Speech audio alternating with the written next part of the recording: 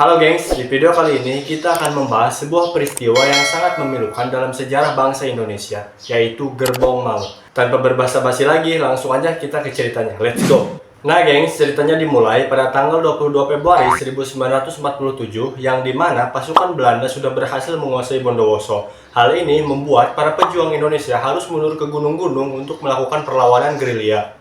Perlawanan dari para pejuang terus berlanjut di berbagai daerah. Hal ini dibuktikan dengan adanya serangan ke markas PDMB Belanda. Akibat peristiwa ini, Belanda melakukan pembersihan besar-besaran. Belanda menangkap 100 warga sipil yang dianggap melakukan perlawanan secara aktif kepada Belanda. Penangkapan ini membuat penjara di Bondowoso penuh. Akhirnya, Belanda berniat untuk memindahkan para tahanan ke lapas Kalisosok di Surabaya yang jaraknya 250 km. Setelah mendapatkan perintah langsung dari Komandan Jepanten Durpe, 100 tahanan dimasukkan ke dalam 3 gerbong kereta api. Parahnya, gerbong ini tuh bukan gerbong penumpang, melainkan gerbong barang yang atapnya terbuat dari plat besi dan tidak ada ventilasi. Gak kebayang kan panasnya gimana? 24 orang dimasukkan ke gerbong pertama, kemudian 34 orang dimasukkan ke gerbong kedua, dan terakhir 40 orang dimasukkan ke gerbong ketiga. Udah mah gerbong barang, ketambah lagi harus dempet-dempetan, gak kebayang kan gimana perjuangan para pahlawan kita dulu. Nah, pada tanggal 23 November 1947, tepat pukul 5 pagi, berangkatlah kereta ini dari stasiun Bondowoso menuju stasiun Wonokromo di Surabaya dengan pengawalan serdadu Belanda. Di tengah perjalanan, dengan teriknya matahari membuat para tahanan ini kehausan luar biasa. Para serdadu Belanda tidak memberikan mereka makanan ataupun minuman, sehingga mereka pun terpaksa harus meminum air kencingnya sendiri. Ketambah lagi, oksigen yang minim banget karena harus berdempetan dan kurangnya ventilasi yang hanya 10-15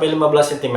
Itu pun hanya ada di gerbong pertama dan kedua, sedangkan gerbong ketiga benar-benar rapat tanpa ventilasi sama sekali. Kereta itu pun sempat berhenti sesaat. Para tahanan memukul-mukul dinding gerbong dan berteriak meminta makanan dan minuman. Serdadu Belanda mengatakan bahwa yang tersedia hanya peluru dan mereka tidak akan diberikan apapun kecuali sudah mencapai Surabaya. Setelah 16 jam perjalanan, kereta sampai di stasiun Wonokromo Surabaya tepat pada jam 8 malam. Dan hanya ada 12 pejuang yang sehat. Di gerbong pertama semuanya selamat, namun sebagian besar dari mereka sakit. Di gerbong kedua 8 orang meninggal dan di gerbong terakhir tidak ada yang selamat. Untuk mengenang peristiwa ini, dibuatkan monumen Gerbong Maut tepat di depan kantor Bupati Bondowoso. Nah itu dia gengs, cerita tentang Gerbong Maut. Kita harus selalu bersyukur karena kita hidup di zaman kemerdekaan. Dan kita harus selalu menghargai jasa para pahlawan kita dengan menjaga keutuhan NKRI. Mohon maaf bila ada salah kata, jika ada yang mau menambahkan, boleh komen di kolom komentar. See you on the next video.